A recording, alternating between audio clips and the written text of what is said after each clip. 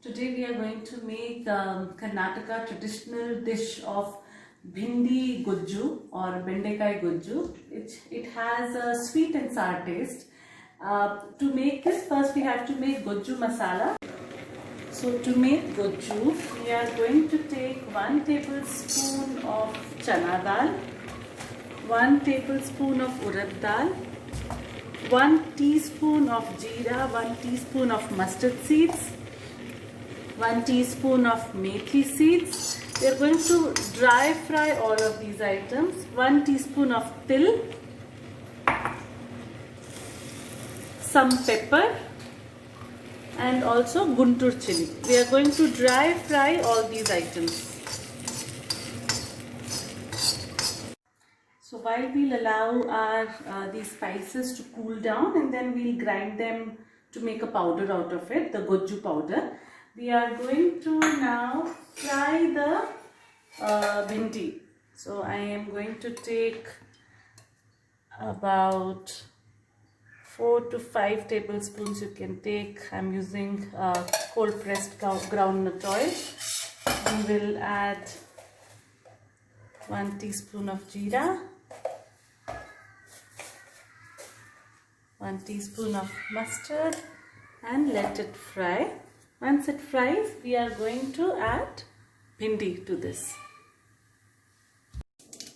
Now just before adding bhindi, I'll add a pinch of hing. And then I'm going to fry bhindi for a few minutes till it becomes soft.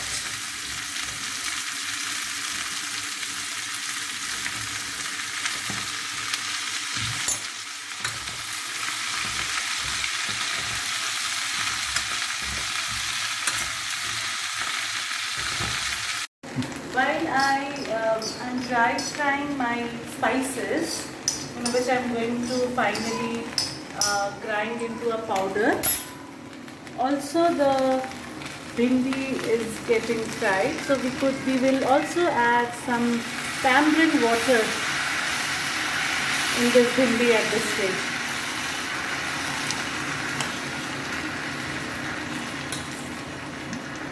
And let it cook for some more time. So I have here now dry fried chana dal, urad dal, jeera, mustard seeds, methi, hing, pepper, and red guntur chili. So now I am going to grind them together to make the gujju powder. So now I've made a fine powder. Gujju powder is ready. This gujju powder we can use, actually we can make bhindi gujju, we can make cucumber gujju, we can make capsicum gujju, we can even make pumpkin gujju. So all these vegetables can be used to make gujju as a side dish, and this powder can be used in all these side dishes. So now our bhindi has fried and it has become soft also. We will prepare the paste or gravy now for this gujju. For this, around 600 grams of ladyfinger. I am taking 4 tablespoons of grated ground coconut. The freshly made gujju powder I am going to take 2 teaspoons, 1 lemon size gur, and 1 lemon size tamarind. So this all we will now take into our mixie jar and make the paste for the gravy. To make a nice smooth paste for the gravy, I have made the tamarind into a juice. Tamarind juice I have made, which I am going to use to make this gravy paste. So our nice smooth paste is ready, which is going to make the gravy for this bhindi gujju. We are going to add this paste into our fried bhindi.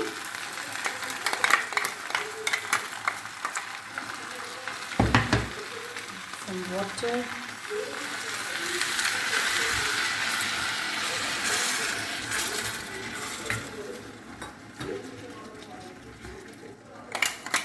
Our bhindi gujju is almost ready. You could add little water, though this is usually thick. You may add water depending upon the consistency that you would like.